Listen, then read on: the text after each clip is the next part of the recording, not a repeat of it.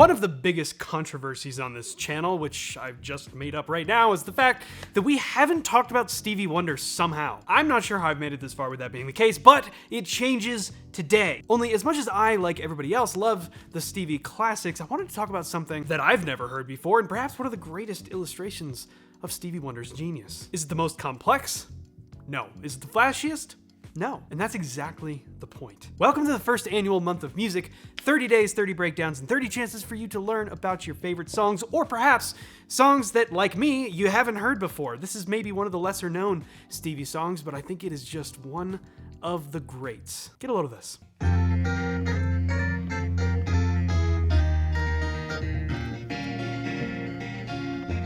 First of all, the clavichord is just amazing here.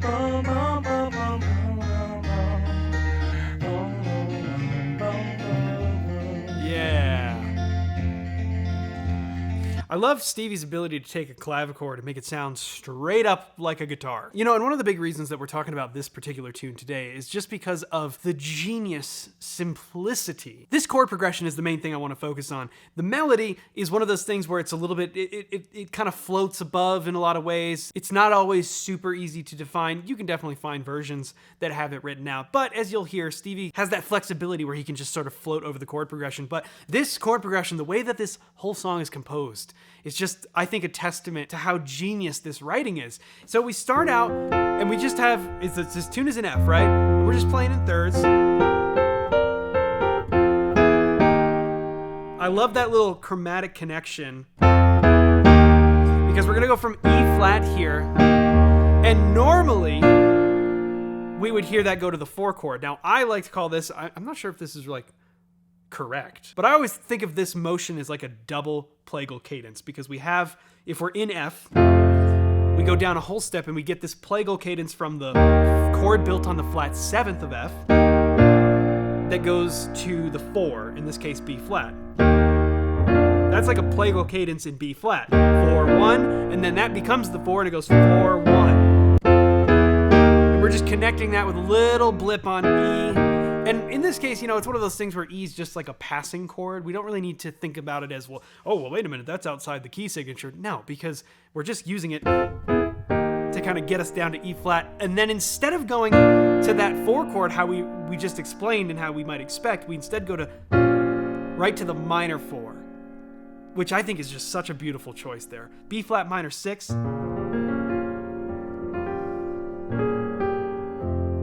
And that resolves right to the 1. You know how much I'm obsessed with the minor 4 chord on this channel. And once again, just to talk about it very briefly, I think the minor 4 chord does even more to connect that 4 to the 1, because we're taking one of the resolutions. Now, if we just use a regular plagal cadence, B flat shares a note with F, and that is, of course, F. And then the other way that we get there is we move the B flat down a half step to A, and then the D goes down a whole step to C, right? So we have one common tone, and we have one half-step resolution between the B flat and the A. And that creates a very compelling motion that helps that plagal cadence feel very complete. But when we make that 4 a minor chord, we're introducing another half-step pull. Now, instead of the D having to move a whole step to C, it now only needs to move a half step from D flat to C. So now we have a common tone, and then we have 2 chromatic resolutions, which, as we know, those chromatic movements to resolve the chord have much more of a pull because it's so close to what it wants to be when it resolves. That's why I think the minor 4 has a uniquely beautiful draw to it, and that's what we're using here.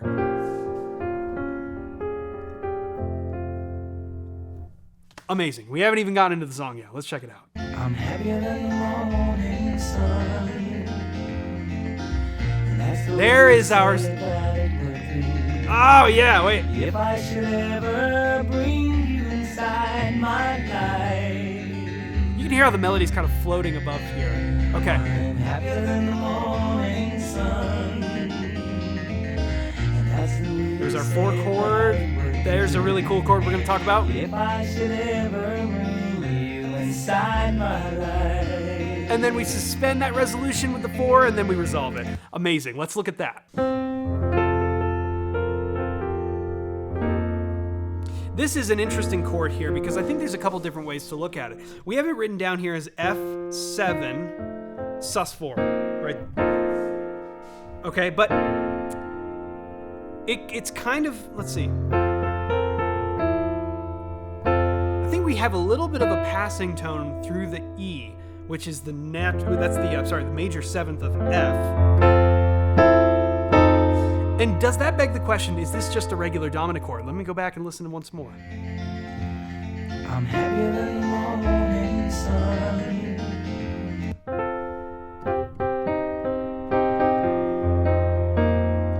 Yeah, you could say this is just an F7 chord. It's just going from F major to F7. And that makes perfect sense because what are we doing when we make that a dominant chord? Well, now it is the 5 chord of exactly where we're going next, which is B flat major. Right? You're lucky I finished that. So we're moving just from F to F dominant, and that leads us perfectly to the B flat. But this is, I think, one of my favorite chords of the whole song. The next one, we go.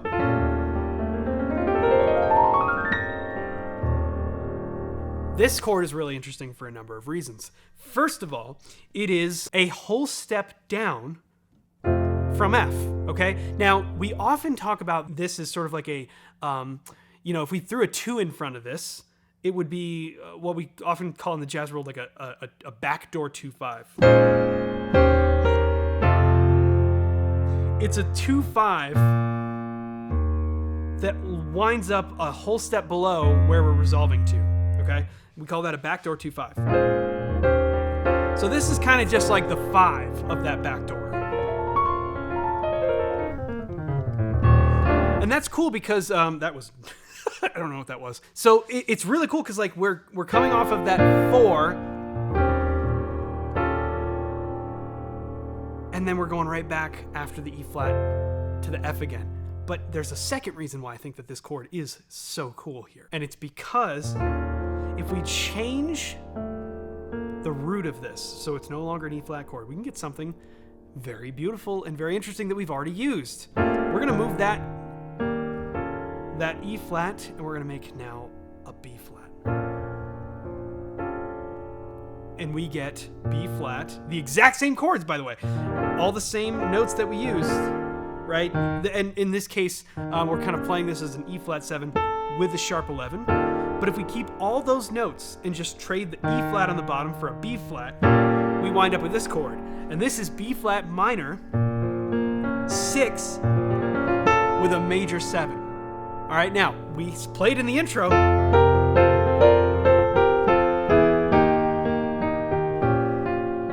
B flat minor 6.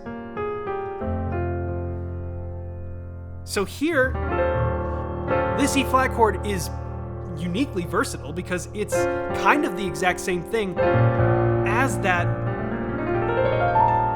B flat minor chord, and it leads us back in to the F again. I don't know. I just think that's such a brilliant, small, simple touch that is just one of the reasons why Stevie's such a brilliant songwriter. That's the way you said that it would be. There it is. If I should ever bring you inside. Now we get dominant, dominant, dominant. Okay, so that's really cool as well, and here's why. Because when we look at dominant chords, let's just take, for example, all of the diatonic triads of F major. They go like this. These are the triads that exist when we build them only using the scale tones of F major. F major, G minor, A minor, B flat major, C major, D minor, E diminished. Those are the diatonic triads of F major. Now you'll notice that the second we go back to this F, our next move is to D, which in the naturally occurring state, we would expect this to be a minor chord, but we don't. We make it dominant. And then the G chord, which we would also expect to be a minor chord, we switch that to be dominant as well, before finally landing on our 5 chord, which we first play as a sus chord, before then giving it its normal dominant function. And that leads us back in. So both the D and the G there, I would call those secondary dominants. It may not be the classically correct theoretical term. Whatever. That's just how I kind of learned to call any dominant chord that would normally be a minor chord in its typical diatonic context. So for me, this D7, which I think might have a flat 9 on it, and that just leads us right back to F again, and we're going to go through that, I think, chord progression once more. There's our F7, B flat major, and then we get the E flat, and then just right to the 5. But before we resolve it, we get over the 1, we get the 4 over the 1. It's B flat major, and that just kind of hangs it up a little bit. It suspends that resolution until we finally hear, and that's it. Okay, now, this is where this song, to me, gets even cooler. Check out the way this bridge goes. All my life I was alone, didn't think I'd find my part. Now I see there's joy beside you. And every day I search for the star that never was in the sky. And now I see this star.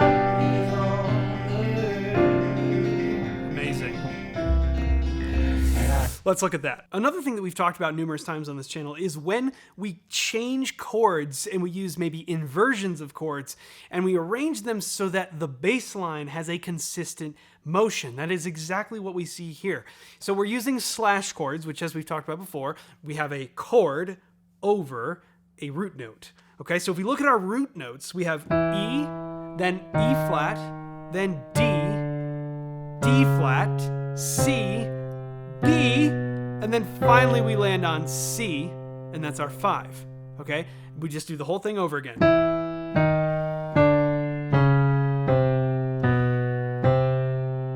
But when we attach the harmony to it, we can see that the chords we're actually using kind of go all over the place. We have a C chord, an F chord, a B flat minor, a C, a G. Right, so if I play all those chords in their root positions, you can see how they're moving all over the place. But when we arrange them in such a way that that root note is on the bottom, we wind up with this. This is C, first inversion.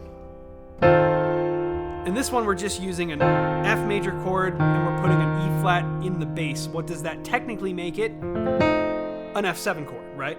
And then we get B flat, which would be over D, and that of course is first inversion as well. B flat minor 6 over D flat, another first inversion chord. When we play F over C, that is F second inversion.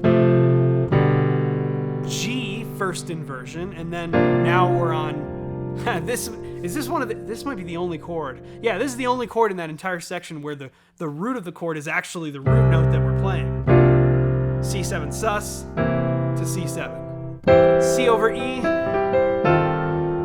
F over E flat, B flat over D, B flat minor 6 over D flat, F over C, G over B, and then C7 sus to C7. What a brilliant middle section there. I am happier than the morning sun. That's what you said, that's what you told me. If I gave you a chance to come inside my life, I am happier than the morning sun. I love that motion between the root, the major 7, and the E flat. Ever since the day you came inside my life. Yeah. Now we go back to the intro again. Beautiful. What a perfect chord progression. And that's one of the reasons I want to talk about this one, is because yes, there is so much Stevie to talk about, and we will. And there's so much incredible harmonic writing that is super complex. But to me, I don't know, this is one that I hadn't heard it before.